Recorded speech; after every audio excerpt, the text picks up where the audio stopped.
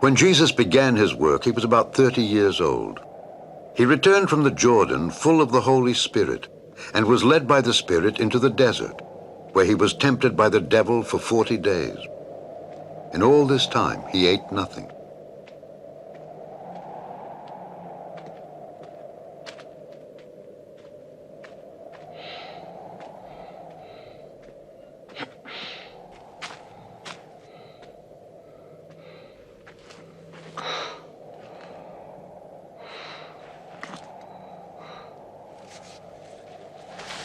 And the devil said to him, "If you are God's son, order this stone to turn into bread."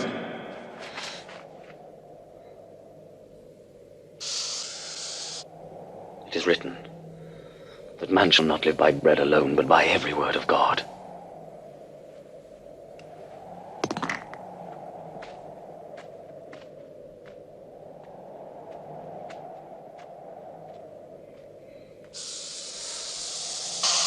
Then the devil took him up and showed him in a second all the kingdoms of the world. "I will give you all this power and all this wealth. It has all been handed over to me, and I can give it to anyone I choose. All this will be yours then, if you worship me." It is written, you shall worship the Lord your God, and him only shall you serve.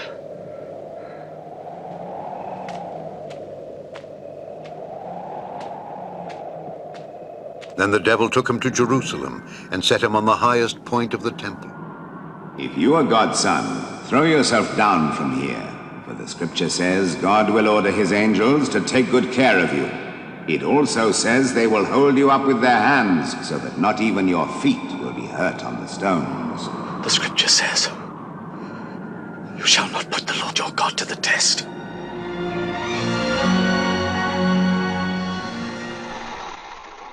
Hai, Shalom. Selamat datang ke Legacy.tv bersama satu lagi video perbincangan untuk Injil Lukas. Dan kalau kamu baru mendengar dan juga menonton daripada episod ini, saya sarankan kamu juga mendengar daripada dan juga menonton daripada episod-episod yang lepas. Kita juga sudah membincangkan daripada Lukas bab yang pertama, bab yang kedua dan juga bab yang ketiga.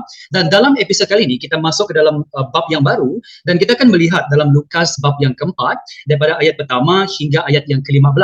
Nah, dalam sesi perbincangan ini kita tidak akan membincang dengan mendalam, dan untuk kamu ingin mengkaji, dan saya sarankan kalau kamu ada masa untuk mengkaji dan kamu interested to study the Word of God, saya suggest kamu pergi ke Legacy.tv dan saya ingin share slide.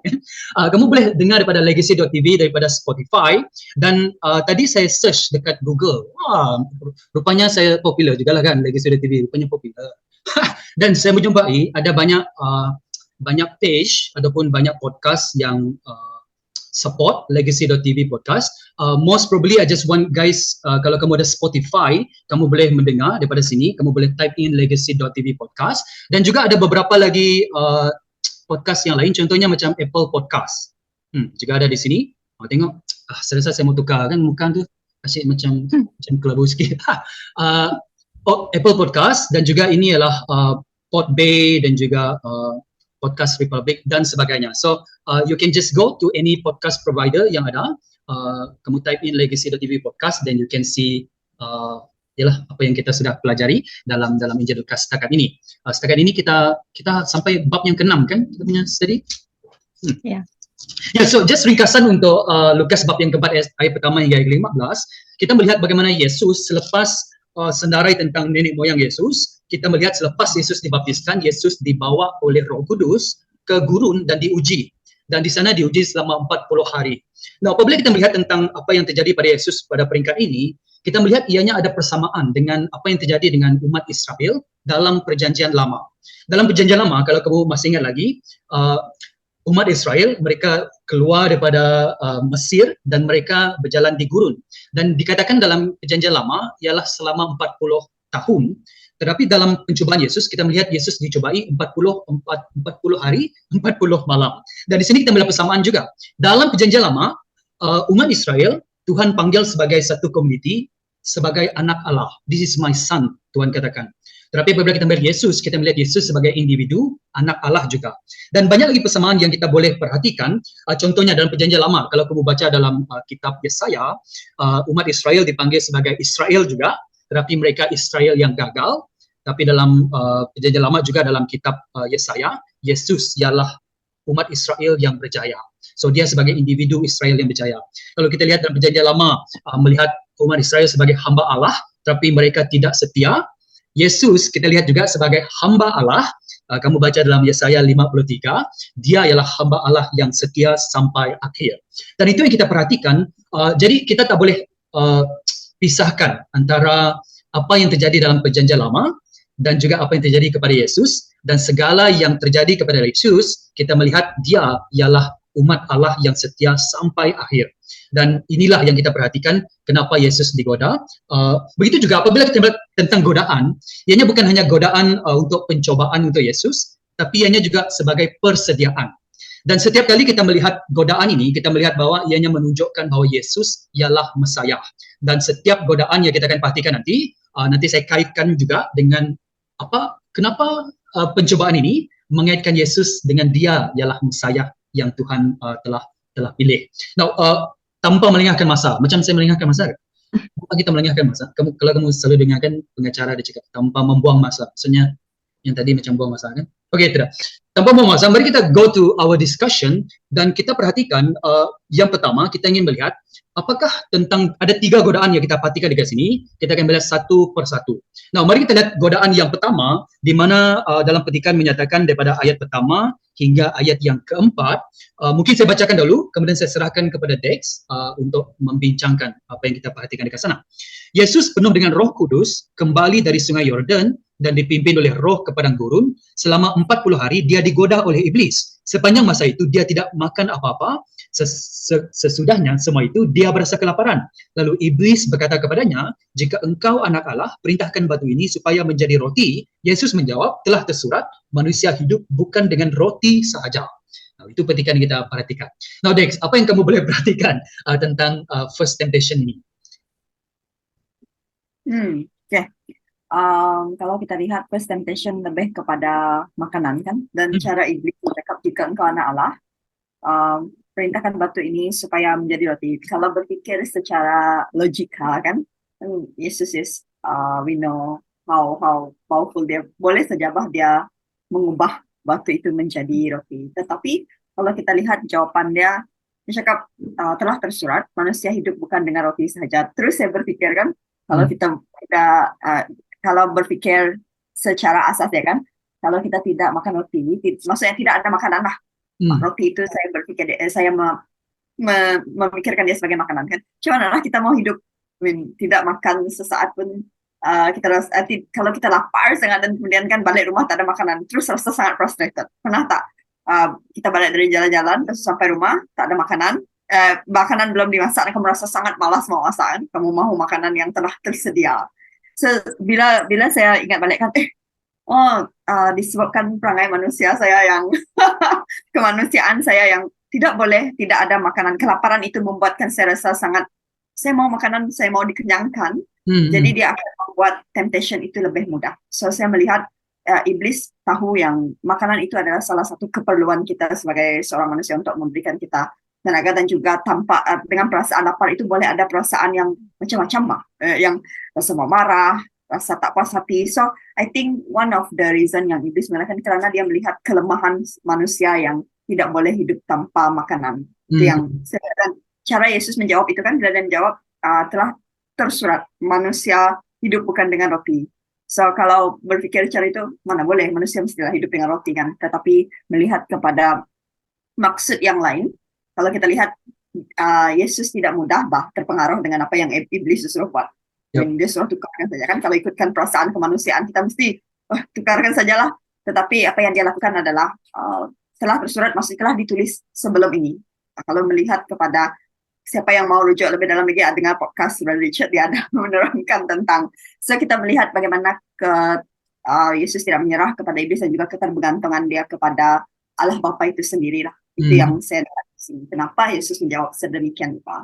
Dia bukan mengatakan yang kita tidak perlu makan roti untuk hidup, tetapi dia tidak mahu dia tidak mau menyerahkan, maksudnya dia tidak mau mengikut telunjuk iblis. Dan kita lihat dia cakap setelah surat sebelum ini, apa yang dia nyatakan tersebut, kita melihat dia bergantung kepada Allah Bapa itu sendiri. Ya, so sementara kamu cakap pasal roti itu tadi kan, kita tahu bahwa mungkin makanan ruji kita bukan roti lah kan, mostly nasi. Saya ada kawan yang dia pergi Europe, kemudian dia cakap, susah lah mau cari nasi, dia cakap ke sana sebab makanan kurang guna nasi. So itu juga keadaan yang sepatutnya ianya merujuk kepada keperluan asas lah kan tentang roti itu kan.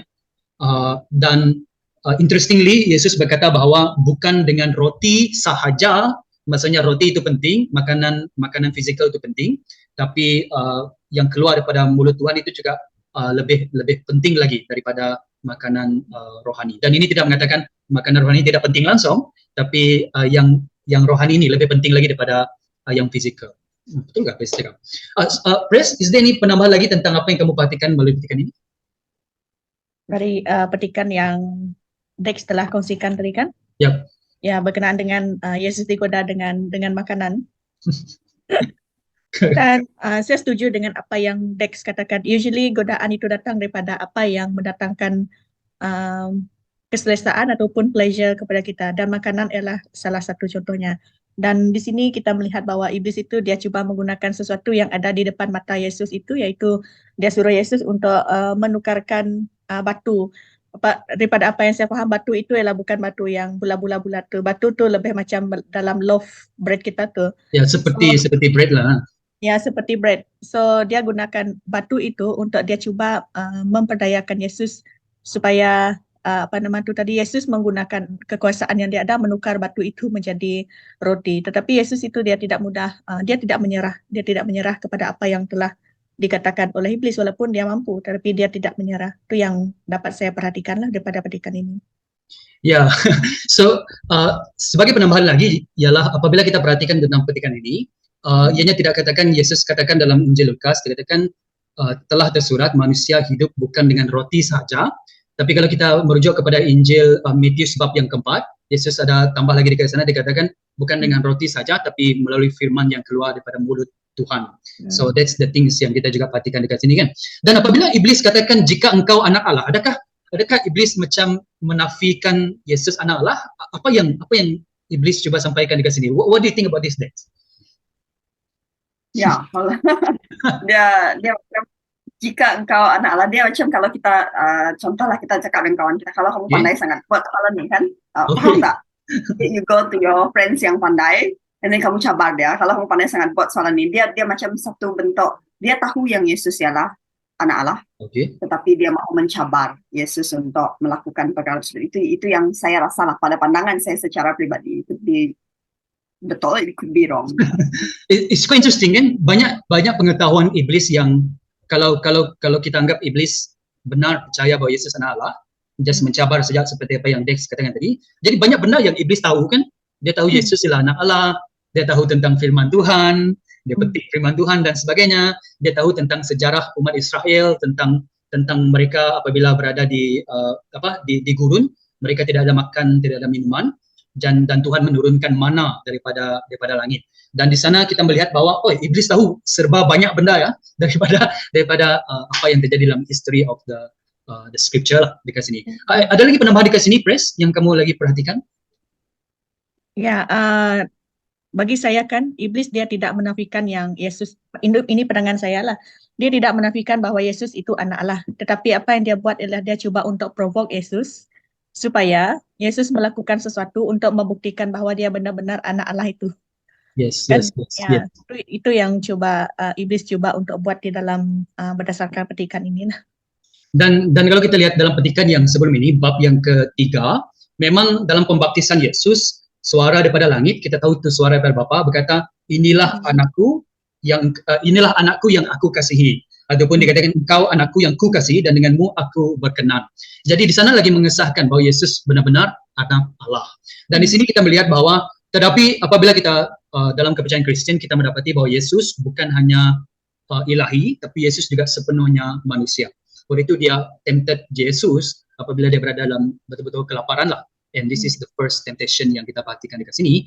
Jadi dengan Yesus melakukan mujizat pertama, dia boleh saja menukarkan batu itu menjadi roti. Dan ini menunjukkan bahwa dia juga Mesiah. Tapi ini juga menunjukkan bahwa dia Mesiah yang tidak abuse power. Dia bukan Mesiah yang menggunakan kuasanya untuk kegunaan dia sendiri. Dan di sini kita melihat bahwa Mesiah yang Yesus tunjukkan ialah Mesiah yang taat kepada Tuhan, but doesn't use power untuk kepribadian dia sendiri. Dia boleh saja tukar batu menjadi roti. Saya rasakan tidak berdosa pun sebab dia melakukan mujizat ini untuk keperluan dia sendiri, tapi dia tidak melakukannya. Oh, sorry. Mungkin kita boleh lagi discuss a bit more about this sebab all this interlink with one another. Mari kita lihat the temptation yang kedua. Mungkin Pres boleh bacakan dulu daripada ayat ke-5 hingga ayat ke-6 dan kemudian kamu huraikan. Okey, saya baca dulu untuk ayat yang ke-5 sehingga yang ke-6. Ya. Iblis membawa Yesus ke satu tempat yang tinggi, lalu dalam sekelip mata, Iblis menunjukkan kepadanya semua kerajaan di dunia. Iblis berkata kepadanya, segala kekuasaan ini dengan kemuliaannya akan kuberikan kepadamu, kerana semuanya itu telah diserahkan kepadaku, dan aku boleh memberikannya kepada sesiapa jua yang aku suka. Okey, saya terus kepada saya punya respon. Bagi saya, kenapa iblis menggunakan kekuasaan di sini? Dia berjanji akan memberikan kekuasaan kepada Yesus sekiranya Tunduk menyembahku. Dia tunduk menyembah iblis itu. Tetapi seperti yang kita tahu kan, Yesus itu kerajaan di syurga dan juga kerajaan dunia itu adalah di bawah autoriti Yesus. Tetapi iblis masih juga cuba untuk memperdayakan Yesus supaya takluk kepada dia, barulah kekuasaan itu diberi kepada Yesus. Dan kenapa iblis buat demikianlah bagi saya, pertama ialah kerana dia memang tujuan dia untuk menipu ataupun memperdayakan Yesus supaya Yesus menyimpang daripada tujuan asal Yesus datang ke dunia ini. Imagine-lah kalau sekiranya Yesus dia tunduk kepada apa yang iblis telah katakan. Bermaksud kita tidak beroleh keselamatan seperti yang kita dapat perolehi daripada Yesus. Kerana sekiranya dia tunduk kepada iblis itu, maka pengorbanan Yesus di kayu salib itu ianya akan menjadi sesuatu yang tidak terjadi kerana dia telah dengan shortcut yang diberikan oleh iblis itu tadi, dia mendapat authority tersebut. Ya, I hope saya dapat menjelaskannya menggunakan perkataan yang sesuai, tapi saya agak struggle juga untuk saya structure saya punya perkongsian di sini. Ya. Yes, sebab sometimes apa yang dalam fikiran meluahkan menggunakan. Betul. Tapi dapat sepanjang kita berbincang nanti, saya rasa ada juga yang jolt come to your mind. But Dex, what do you think about this second temptation? Ya, kalau melihat kepada second temptation, dia kan dia mau bagi kekuasaan lah. Jadi saya rasa one of the reason adalah dia mau menggagalkan rancangan Yesus itu. Rancangan kedatangan Yesus sebagai anak Allah kan. Tetapi pada masa yang sama, I don't think this iblis tahu segala benda Allah. Cuma dia tahu yang kalau saya mampu membuat anak Allah, manusia yang dikatakan anak Allah ini tunduk di bawah kaki saya, maka saya mampu menggagalkan rancangan Tuhan. Itu yang saya fikirlah, saya rasa one of the reason dia mau menggagalkan rancangan Tuhan itu sendirilah. But I don't think dia tahu sepenuhnya rancangan. Yang dia tahu adalah melalui apa yang ya seperti mana kita tahu telah difirmankan sebelum ini. Apa yang dia cakap itu adalah perkara yang sebelum ini telah dinyatakan kan, bukan apa yang Tuhan mahukan sepenuhnya. That's mean dia tidak tahu yang nanti Yesus akan mati di kayu salib dan dia akan dikalahkan.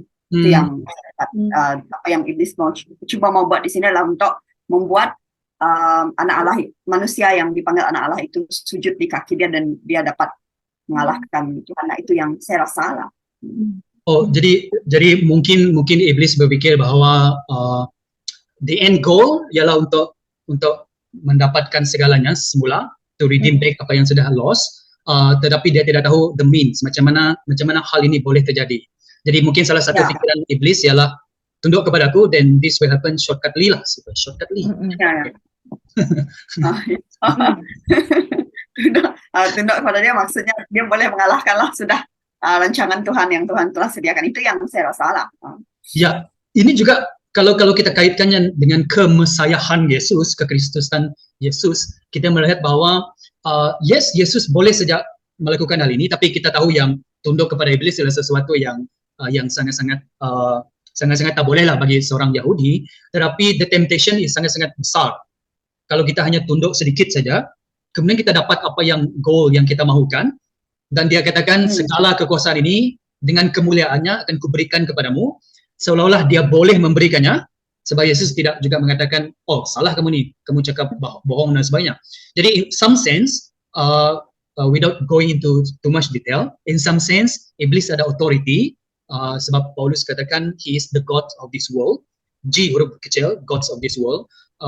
Dia boleh saja memberikannya, tapi kita tahu bahawa Yesus dia tidak akan tunduk dengan apa yang iblis cuba dia lakukan ini. It's a very small thing. Dan saya rasakan semakin kita pergi kepada temptation ini kan, daripada yang kecil tadi makanan, sebagaimana Dex katakan tadi, siapa yang tidak ada tempted pasal makanan, sehebat-hebat orang pun makanan juga yang jatuh kan, macam Adam dengan Hawa makanan kan. Banyak lagi dosa-dosa lain yang berkaitan dengan makanan. Actually kalau kamu baca pasal Sodom dan Gomora, bukan hanya dosa mereka ialah dosa sexual sin, tapi dosa gluttony, yaitu dan juga banyak dosa yang lain. So gluttony ataupun makan berlebihan tanpa kawalan itu juga sesuatu yang berdosa. Tetapi kita juga melihat dekat sini, ini satu lagi another temptation berkaitan dengan kekuasaan, power. Hanya melakukan sikit saja, you can get banyak benda. So banyak yang jatuh kan disebabkan oleh let me just compromise sikit je lah kan, just tunduk sekali je pun, bukannya di hadapan orang tunduk sekali je, dan kamu akan dapat the whole things. Tetapi sekali lagi, mau kaitkan dia dengan kekristusan Yesus, kita melihat bahawa Yesus tidak akan melakukan hal itu, kerana our Messiah, penyelamat kita, is not the one yang will compromise all this thing. Dan kita tahu apabila dia mati di kayu salib, dia bangkit semula. Yesus katakan, I love this, Yesus katakan dalam Matius bab yang ke-28, Yesus katakan, segala kekuasaan telah diserahkan kepadaku, baik di syurga maupun di bumi, kata Yesus. Jadi selepas Yesus bangkit daripada kematian kan, dia katakan segala kekuasaan telah diserahkan kepadaku. Maksudnya Yesus memang akan mendapatkan apa yang iblis katakan ini, tapi dengan cara Yesus sendiri, itu mati di kayu salib, bangkit semula. Dan yang menarik lagi, iblis katakan segala kekuasaan ini dan kemuliaannya aku berikan kepadamu, dan semua ini diserahkan kepadamu, dan ini merujuk kepada kerajaan dunia. Tapi bagi Yesus, lepas dia mati di kayu salib, bangkit semula, dia katakan segala kekuasaan telah diserahkan kepadaku, baik di syurga maupun di bumi. So it's much bigger daripada kerajaan dunia. Kamu tengok tangan saya, macam suka menari je kan. Pres, ini ada lagi penambahan daripada sini, Pres ataupun Dex, sebelum kita pergi yang ketiga. Okay, tadi kita cuma sampai yang ke ayat 6 saja kita bacakan.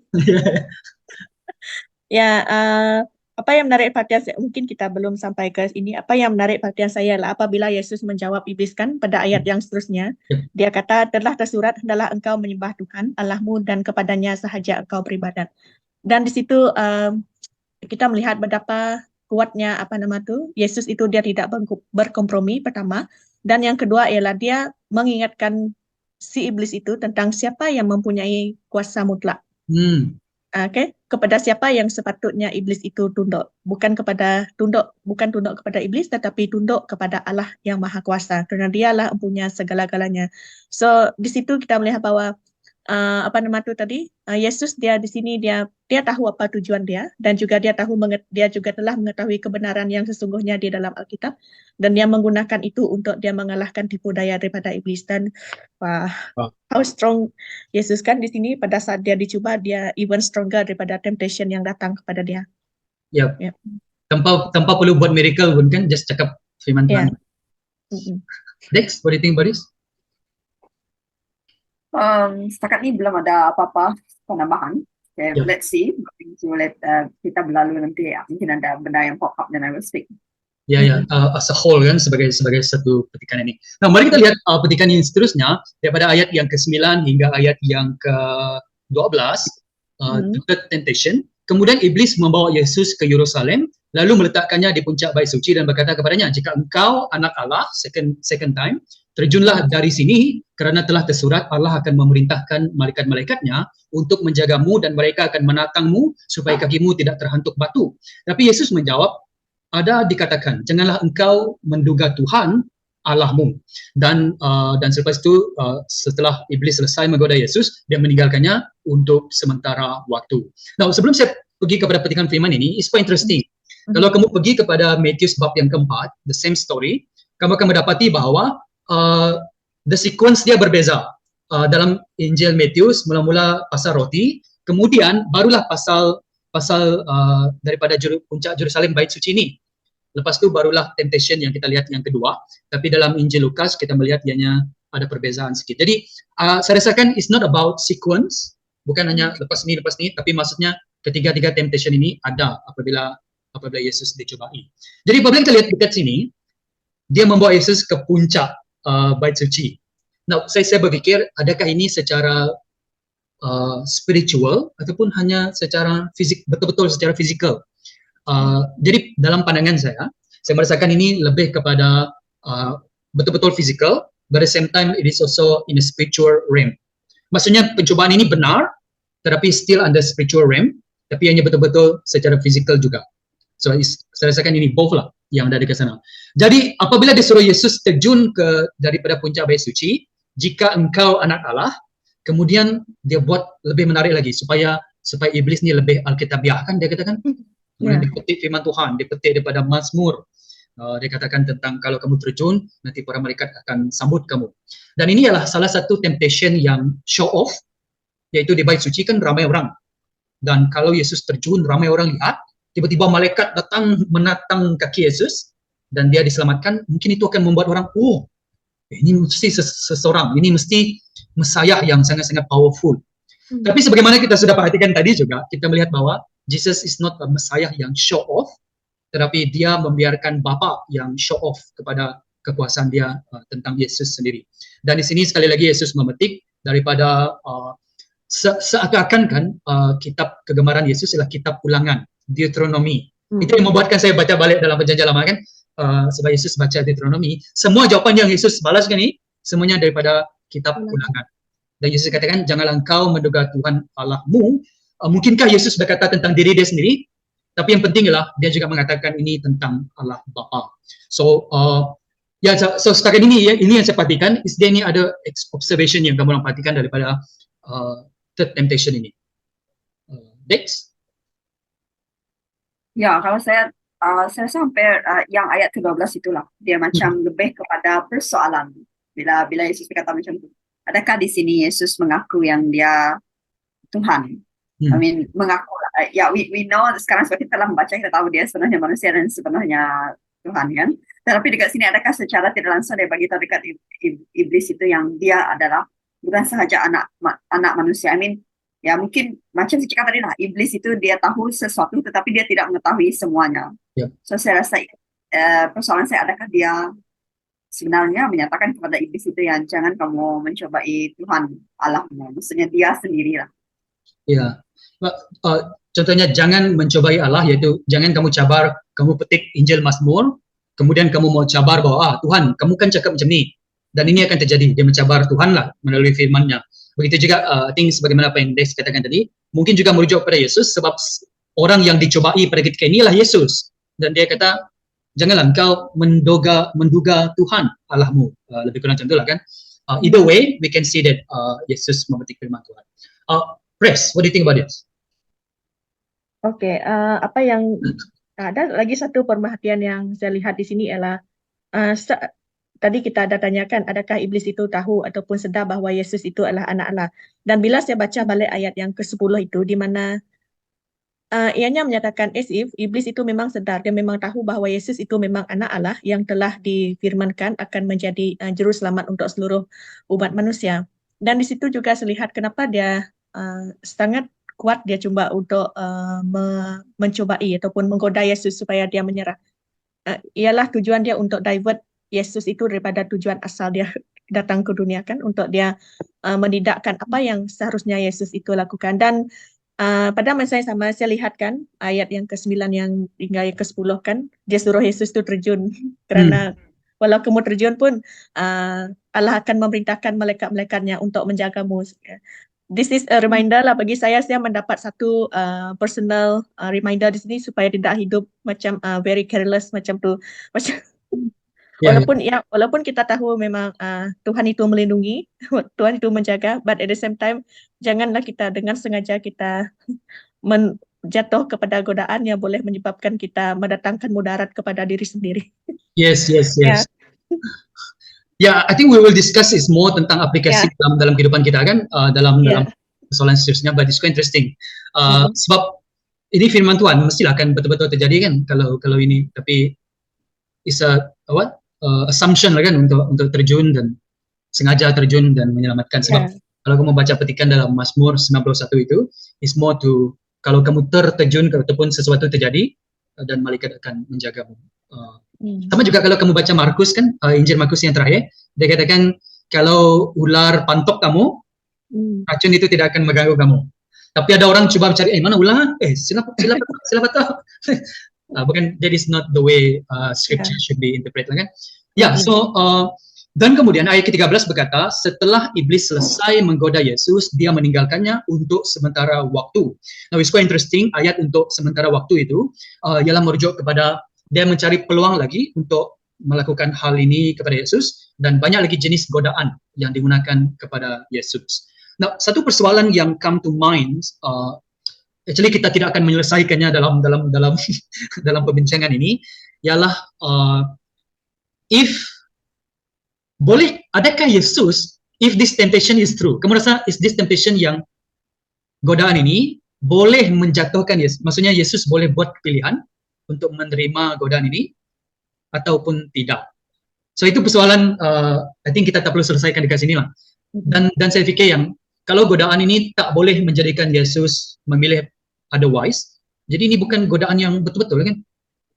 So in order to have a real temptation, Jesus must have the option to say yes and to say no. So persoalan dia saya tak tahu either Jesus can do otherwise ataupun tidak, tapi yang penting adalah melalui firman ini Yesus tidak melakukannya. Dan saya rasakan Yesus boleh pilihan untuk melakukan yang sebaliknya, karena saya rasa yang temptation ini is the real temptation. Sorry. What you guys think about this? Kalau if you have respond ada, kalau tidak ada tak apa. Tidak juga terlintas persoalan itu sebab daripada apa yang saya pahami, temptation ini memang betul. It is real dan ianya menyebabkan Yesus dia perlu membuat pilihan sama ada tunduk kepada godaan itu ataupun dia melawan godaan itu. Dan pilihan yang Yesus buat ialah dia melawan godaan itu dengan kebenaran daripada firman Tuhan itu sendiri. Wah, nice. Hati-hati. Dex, mau coba? Saya memilih lebih berhati-hati untuk tidak membincangkan isu ini. But it quite interesting sebab secara konsisten kita melihat bahwa keilahian Yesus kalau tidak ditunjukkan dekat sini, ditunjukkan daripada petikan yang sebelum ini dan sebagainya. Tapi kita juga melihat kemanusiaan Yesus. So dalam kemanusiaan Yesus, dia betul-betul tempted by iblis, dan dalam kemanusiaannya dia boleh berkatakan tidak, dia boleh taat kepada Tuhan. Dan ini memberi galakan kepada kita yang kadang-kadang kita pikir yang mestilah Yesus boleh mengatakan tidak kepada temptation ini sebab dia Tuhan. Tapi tak boleh. Yesus menunjukkan kepada kita yang kalau kita berpegang kepada firman Tuhan, taat terus kepadanya, we can do the same. Sebab Yesus ialah manusia sepenuhnya. Sama seperti kita juga lah. Cuma mungkin different temptation. So ayat ke-13, dia akan kembali balik. Maksudnya iblis akan mencari peluang untuk menggoda Yesus sekali lagi. So jadi kita tahu bahwa godaan dia banyak daripada pelbagai jenis. Dan nanti kita melihat bagaimana kaitan iblis dengan apabila Petrus cuba menghalang Yesus daripada mati di kayu salib, bagaimana Judas, the evil spirit enter into Judas dan sebagainya. Nah, mari kita lihat pada persoalan yang kedua yang kita perhatikan. Apabila kita bacakan daripada ayat yang pertama, mungkin banyak orang tak perhatikan dekat sini lah kalau tak buat Bible study kan. Joinlah Bible study setiap hari Rabu jam 7:30 petang. Dikatakan ayat yang pertama, Yesus penuh dengan Roh Kudus dan dipimpin oleh roh ke padang gurun. Maksudnya Roh Kudus yang membimbing Yesus untuk digodai oleh iblis. Kemudian apabila Yesus kembali ayat ke-14, dia penuh dengan kuasa roh. Now, what are some observation yang kamu boleh perhatikan daripada hal ini? Mungkin kita boleh daripada press. Apa yang boleh saya perhatikan daripada pendidikan ini ialah pimpinan Roh Kudus dan juga godaan itu ianya sesuatu yang boleh berlaku pada waktu yang sama. But at the end, once kita keluar daripada godaan itu, kita boleh, once kita sudah mengatasi godaan itu, macam Yesus tadi, we will come back stronger macam tu, dengan lebih wise. Dan sama jadi macam Yesus juga, apabila dia keluar daripada godaan tersebut, ianya semakin membuatkan Yesus itu semakin dekat kepada profesi yang seharusnya dia fulfill. Ya. Yeah. Thank you, Pres. Dex? Nah, kalau lihat kan dipimpin oleh roh dan kemudian dalam kuasa. Tapi selepas dipimpin oleh roh tu dia digoda, Bang. Selalu kan kalau kita cakap kita dipimpin oleh Roh Kudus mungkin ke jalan yang ke perkara-perkara yang baik kan. Tetapi kalau kita melihat, sedangkan dia dipimpin oleh Roh Kudus yang memimpinnya kan, tapi pergi juga kepada godaan. Dan melihat dekat situ kerana dia mengandalkan ini yang saya simpulkan lah. Bila dia dipimpin oleh roh dan dia berdepan dengan cobaan, dia mengandalkan roh tersebut, dan apabila habis cobaan itu dia menjadi full of the roh itu sendiri. I mean, ada improvement lah di dalam diri kita, lebih kepada menuju kepada dekat lagi dengan Tuhan itu sendiri.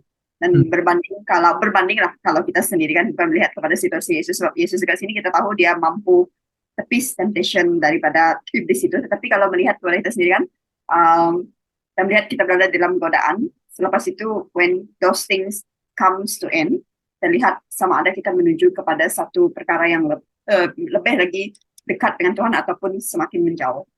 That's how saya measure saya punya tu lah, sama ada itu adalah mendatangkan kebaikan ataupun kerana pilihan saya sendiri ya. Ya, so saya juga perhatikan begitu apabila kita melihat bahwa Roh Kudus yang membawa Yesus pergi ke pencobaan kan, dan di sini juga saya rasakan ini juga boleh mentangkis setengah pemikiran yang kalau saya hidup di dalam Tuhan penuh dengan Roh Kudus, pasti tidak ada cabaran hidup yang akan terjadi. Likewise, actually it can be the other way around, disebabkan Roh Kudus itu ada. Daripada itu kita diperhatikan bahwa mungkin kita melalui godaan dan pencobaan ini, dan memang kita melihat kadang-kadang Tuhan boleh menggunakan godaan dan juga cobaan yang ada di sekeliling kita kan. I think sebagaimana ideologi apa yang Dex coba kongsikan tadi juga ialah it can bring us become a better Christian, ataupun seorang yang lebih lebih kuat lagi iman kita selepas kita melalui godaan dan juga pencobaan kan. I think mungkin kita akan kongsikan juga nanti, yaitu apabila kita berada dalam godaan dan cobaan, disitulah di mana our spiritual life makin bertumbuh. Dan di sini kita juga melihat bahwa godaan Yesus ini, kita melihat bahwa memang dia digoda oleh iblis, tapi kita melihat Roh Kudus juga menyertai dia.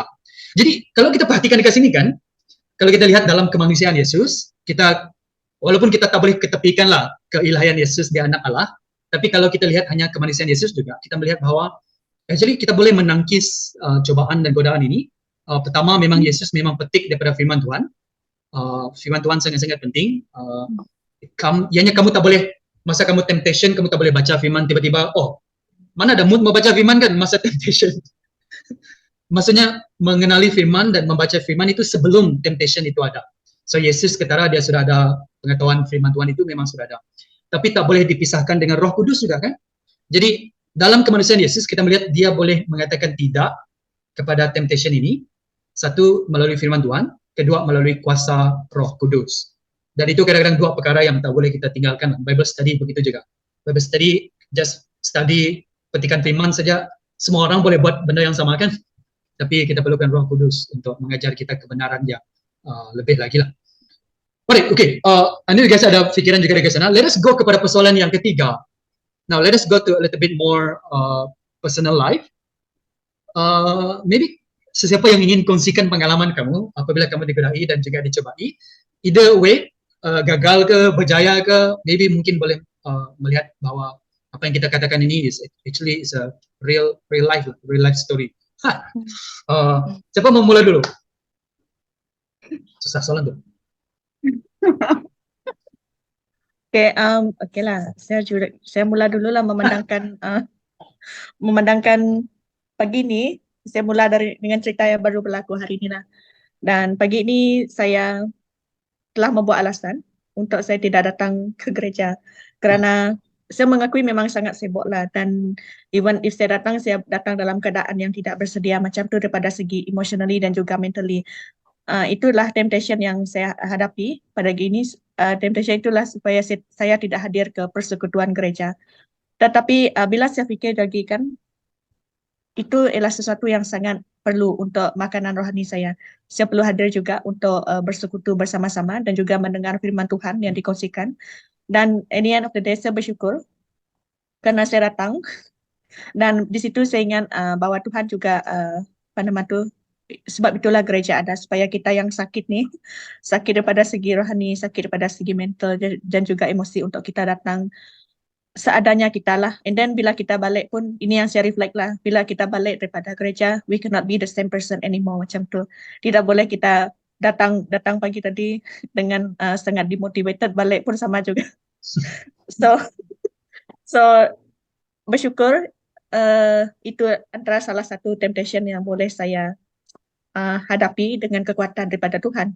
Tetapi ada juga dalam kehidupan saya di mana ada masa saya menyerah kepada temptation yang boleh menjatuhkan saya, especially daripada segi emosi ataupun daripada segi perkataan ataupun daripada segi yang apapun yang mendatangkan pleasure. Contohnya ialah sepatutnya baca Alkitab, tetapi bila buka telefon tengok Netflix.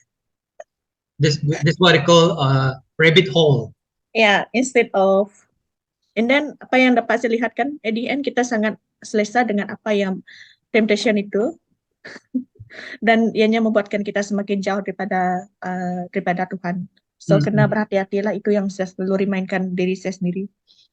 You see, apabila kita berfikir pasal temptation yang kita ada kan, sebab semua kita manusia yang walaupun kita orang Kristian, but we still have that situation come to our mind. Yang bezanya kita ada Yesus Kristus, maksudnya semua yang terjadi, kamu percaya tak percaya Yesus pun hal ini terjadi kepada kita semua, tapi bezanya do we have Jesus or not in our temptation. Dan apabila saya fikir pasal all this temptation kan, kita melihat bahwa sebenarnya kita ada rational, maksudnya temptation yang kita ada tu, dia ada rational dia tersendiri. Contohnya macam Pres cakap untuk pergi ke gereja hari Minggu kan, letih, dan that is a real thing kan, is a really tired kan. Yeah. Yesus tempted, dia lapar, dia betul-betul lapar. I mean it's a real thing, keperluan yang betul-betul ada. Dan temptation yang saya juga ada juga is a real thing. Kalau kita rationalkannya, kita boleh buat alasan yang cakap, sebenarnya ini pun penting juga, bukan ini saja. So kadang-kadang menewaskan kita untuk falling into temptation apabila kita tidak rationalnya dengan, tapi apa kata firman Tuhan, tapi adakah ini kehidupan Kristian sebagai pengikut Yesus Kristus yang sebenar ataupun tidak. So I just want to say yang setiap temptation yang kita ada is bukan cakap memang kamu tak pernah ada, but you have that real temptation yang kamu ada. Mungkin kita pergi pada Dex, ya, sementara yang tepi-tepi kamu tu mau kacau kan. Ya, melihat kepada temptation ini macam sangat banyak. Yalah everyday life kan kita, tapi saya ada satu temptation yang dimana before this lah, saya rasa itu adalah satu kegagalan saya untuk berhadapan dengan temptation tersebut. Dan kemudian benda yang sama juga, but this time I could overcome dia lah. So lebih kepada emotional lah, dia macam too emotional kan, dia jadi macam then you speak out the words yang actually you doesn't mean it, but sebab kamu terlampau emotional, and at the same time, saya cakap dia macam tu. Dan bila kita sudah sedarkan terus, my words menyakitkan hati. Tapi kalau rational dia memang lah saya marah macam tu sebab these people buat macam ni dekat saya, kira macam tu lah. So, kegagalan dia di mana saya dengan sibling saya kan, dengan adik saya memang macam kucing dengan tikus lah. yang my second sister memang macam kucing dan tikus kan. Jadi before this saya memang sangat emotional dengan dia. Kalau dia melakukan kesalahan yang benar-benar simple, kadang tu saya akan terus keluarkan perkataan yang menyakitkan hati dia. I know that the words yang kalau saya keluarkan perkataan ini nanti mesti dia kalahnya. Ya, faham. Ya, that is how memang saya gagal untuk mengawal emosi saya, dan saya kalah kepada emosi sampai kadang-kadang saya tidak, lepas saya mengeluarkan perkataan yang menyakiti hati, saya tidak bercakap pun dengan adik saya. But in fact saya melayani, saya pergi ke gereja, saya Bible study, tapi masih juga kan dengan tidak bercakap dengan adik. Until these few months yang saya sedarlah bila mana saya mau mengeluarkan perkataan, terus saya nggak balik. Ini bukan satu perkara yang patut saya lakukan, so I cool down. Di situ saya berjaya. Sometimes masih juga tidak berjaya, but this is something yang I need to work on lah. Yep. Relatable. Pris, is there any more that yang come to your mind from this? Banyak kot kalau yang ingin kita kongsikan tentang cubaan, especially dalam kita hidup dalam komuniti yang bermasyarakat. Contohnya lah, terlalu banyak temptation lah yang datang kepada kita. Sometimes kita ada kecenderungan untuk kita deal dengan mereka dengan cara kita sendiri. Tetapi bila kita reflect balik kan cara kita deal dengan mereka, dengan apa yang Tuhan telah firmankan, kadang-kadang saya rasa malu dengan diri saya sendiri. Karena ini bukan sepatutnya yang saya lakukan. Itu bukan tindakan yang betul yang saya lakukan terhadap orang di sekeliling saya. Contohnya kan, kalau ada orang yang saya tidak suka, ada certain attitude yang tidak dapat saya terima, saya akan ignore orang itu. Itu yang saya buat, saya macam tidak akan berikan perhatian langsung, walaupun itulah. Tetapi firman Tuhan katakan kita perlu sebagai orang yang hidup dalam satu masyarakat, we need to perlu tolong orang yang be there for each other, saling memikul beban antara satu sama lain. Dan bila firman Tuhan itu datang pada saya, ianya sangat menegur lah. Dan pada masa yang sama, saya kata kepada Tuhan kan, tidak mampu saya buat macam tu. Karena orang itu sangat sukar untuk saya deal with macam tu kan. Jadi disitulah, di dalam kelemahan kita memang betul lah, di situ Tuhan itu bekerja di dalam pribadi kita. Ya, temptation memang sangat banyak. Ya. Dah lah, next week kita punya bebas tadi, kasihlah munsomu. Okay. Saya sendiri juga actually memang banyak yang similar, just different situation yang kita ada, tapi almost like similar emotional things. Tapi sometimes kita punya gift juga boleh menghalang kita dari segi godaan. So one of it is, bagi saya contohnya, saya kan banyak baca buku dan I'm curious about many things, dan so disebabkan yalah all this knowledge, pengetahuan dan sebagainya, ianya menjadi ego, ianya menjadi sesuatu yang saya tahu lah benda ni, let me just explain it away, like macam tu. Dan one of my temptation is, selain daripada ego, yang kedua ialah contohnya peristiwa yang betul-betul terjadi ialah menyiapkan firman Tuhan for speaking engagement. Sometimes I feel yang why should I prepare, sedangkan saya tahu I have many resource yang ada for me to just share, and I can just share on the spot pada ketika itu juga. But apabila saya perhatikan, mungkin itu gift yang Tuhan bagikan, and I give thanks to God for that. Tapi there is a unsur ego dekat sana, there is a unsur of assumption yang kalau saya dah share dekat sini sebab saya dah banyak apa yang saya tahu, I just share saja. Then ianya menjadi shortcut, sebagaimana temptation yang digunakan oleh iblis kepada Yesus, shortcut. So jadi dosa yang saya perhatikan ke sana, dosa daripada ego, dosa daripada tidak mengandalkan Tuhan, mengandalkan kepada kekuatan sendiri, pengetahuan sendiri, daripada what God really want me to do and to share during that time. Let me share some few tips. Saya tidak senaraikan dalam persoalan kita. I just share some few tips, dan kalau ada rakan-rakan kamu mau tambahkan juga, you can share in. So apabila kita dalam godaan, number one that I want to share juga, don't be alone. You don't have to fight this alone. Ada masanya memang kamu tak ada orang lain lah, tapi if you have people around you, always be like that. Macamnya contoh dosa pornography, for example. Mostly that thing happen apabila kita bersendirian, when you feel lonely, and that is a very keadaan yang tak bagus lah apabila kita ada dekat sana. You can be alone, but you're not lonely. Apabila kamu ada Roh Kudus, ada Tuhan bersama dengan kamu. So I'm not saying that kamu mesti bersama dengan orang. What I'm saying that jangan ada feeling loneliness, sebab feeling loneliness itu akan menjadikan kamu mudah untuk jatuh ke dalam godaan. Yang kedua ialah set your priorities. Apa priorities yang paling utama bagi kamu? Bagi Yesus memang makan penting, sebab nanti Yesus makan dan minum bersama dengan pemungut cukai, kan, makan dan minum bersama pemungut cukai. Tapi apa yang lebih penting lagi ialah firman Tuhan, dia katakan set priority. Kemudian juga harus ada prinsipal, maksudnya ini prinsipal yang tak boleh di discount lagi. Kalau saya punya prinsip begini cannot be happen macam ini. Bagus kalau ada prinsip yang ada, lebih baik kalau prinsip itu bergantung dengan firman Tuhan. Share dengan others. Maybe one more thing, understand grace, memahami apakah kasih kurnia yang sebenar, kerana kita akan jatuh dalam godaan. Dan apabila kita jatuh dalam godaan, kita akan menyalahkan diri kita. We always blame ourselves, dan kita jadi macam tak boleh bangkit semula daripada godaan ini. Tak boleh bangkit semula daripada kegagalan. You understand grace. Kita ada kasih kurnia Tuhan. Percaya bahwa yes, kita jatuh, tapi kita boleh bangkit semula dalam Yesus Kristus. Tapi understand grace yang sebenar juga, kita tidak mempermainkan kasih kurnia Tuhan. Buat ini, buat itu, sekati saya lah. Jadi kita kena memahami what is real grace. Grace mean that apabila kita jatuh, kita boleh bangkit semula. Jangan stay dekat sana. But pada masa sama juga, hanya kerana kamu tahu kasih kurnia Tuhan, kamu fikir, saya boleh buat apa saja yang saya mau lakukan. That is also wrong thing. So, bangkit semula. Kita akan jatuh lah. Bangkit semula. Ini ada pesanan terakhir daripada penaja yang lain, daripada Pres dan juga Dex. Before we close. Cepat jalan dulu, Dex, saya. Saya dulu lah, tak banyak. Saya punya satu je. Memang ini perkara ini yang saya selalu buat lah.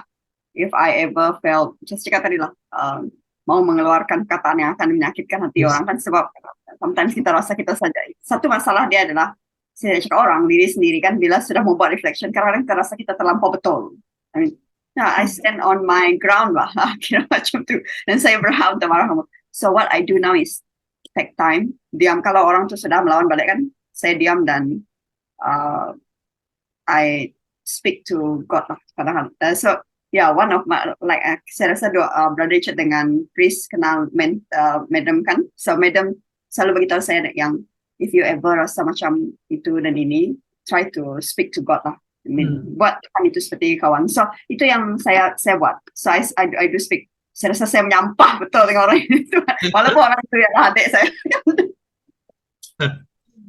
So, but by the time you calm down, dan kamu dapat rasakan yang tidak ada lagi sudah. Itu yang saya rasakan. But it will take time juga. Saya tidak katakan yang apa yang saya buat kamu harus buat, but you should try it out. Sebab lepas itu kan saya akan rasa macam tidak ada lagi perasaan marah. Dia bukan calming down tau. Dia straight go away sudah. Saya boleh cakap baik sudah dengan adik. Saya akhirnya macam tu lah. Thank you, Dex. Bagaimana dengan Pres? Okay, daripada saya, temptation itu memang selalu ada. Dan boleh datang daripada pelbagai sudut. Dan boleh attack kita daripada segi fizikal mungkin, pada segi emosi dan juga mental. Dan disitulah kita sangat memerlukan firman Tuhan supaya kita boleh melawan godaan-godaan itu. Dan untuk kita berakar di dalam firman Tuhan itu, saya percaya kita tidak boleh membangun sendiri. Kita memerlukan komuniti di sekeliling kita yang boleh encourage kita untuk berakarlah dengan sangat mendalam di dalam firman Tuhan supaya kita terus diteguhkan di dalam pengertian kita lah tentang apa yang Tuhan inginkan dalam kehidupan kita. Dan oleh itu, kalau ada masa, joinlah kami punya Bible study pada setiap hari pukul 7.30. Dan apa yang saya katakan sebelumnya bukan sekadar promosi semata-mata, tetapi ianya lebih daripada apa yang telah saya alami, di mana saya mengerti bahawa saya sangat memerlukan satu komuniti yang boleh menolong saya untuk membangun di dalam firman Tuhan. Itu saja. Kalau busy hari Rabu, we have other suggestion from other groups yang buat Bible study juga. Just contact any one of us lah, Pres dan juga Dex dan juga saya sendiri. Lolo ke mereka yang pernah join dalam perbincangan kita. Just contact us. Kalau kamu tak free hari Rabu, there are other groups yang we know yang buat Bible study from different dates. Thank you very much, Pres. Tapi saya ingatkan tadi saya mau closing, tapi sekarang macam benda come to mind. Dah berapa lama dah kita buat ni? Ada satu orang pernah tanya saya soalan yang kenapa Yesus tidak mendapat pencobaan dari segi seksual, sedangkan pencobaan godaan seksual is benda yang sangat prevalent during our time today. Apabila saya fikir benda tu, it's come to mind yang ini tidak pencobaan yang Yesus alami, ianya pencobaan yang berdasarkan untuk menunjukkan kepada Yesus Mesias ataupun tidak. Jadi dari segi mujizat itu menunjukkan Mesias, tukar batu jadi roti, terjun daripada bait suci, itu juga sebahagian daripada Mesias punya ways, sebab Yesus harus menunjukkan diri dia Mesias kan kepada orang lain, tapi tidak melalui terjun daripada bait suci, tapi dengan mati di kayu salib.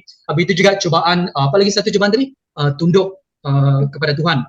Itu juga cubaan dari segi Mesias. Mesias tidak akan taat kepada sesiapa, dia akan dia melakukan apa yang Bapa suruh dia lakukan, dan semua itu menunjukkan pencobaan itu semuanya menunjukkan kepada Mesias Yesus. Tapi seksual tidak ada kaitan dengan dia punya Mesias. Jadi itu temptation kepada kita kerana itu kelemahan kita, dan sexual temptation itulah every time temptation yang ada ianya menunjukkan tentang kelemahan yang kita ada. Jadi kalau kamu tahu minum arak memang susah bagi kamu, janganlah sengaja pergi ke pub kan, pergi ke kelab malam, lepas tu berdoa, Tuhan saya mendoakan supaya saya terus disucikan daripada. Kamu jangan pergi ke tempat yang memang tempat kelemahan kamu itu sendiri. Jangan pergi ke kandang singa dan berdoa supaya singa tak makan kamu.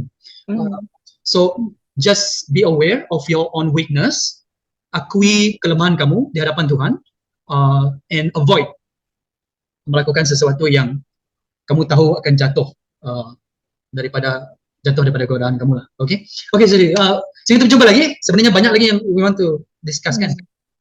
Very interesting topik. Saya jumpa lagi dalam perbincangan yang akan datang. Goodbye and juga shalom semua. Bye bye. Bye bye.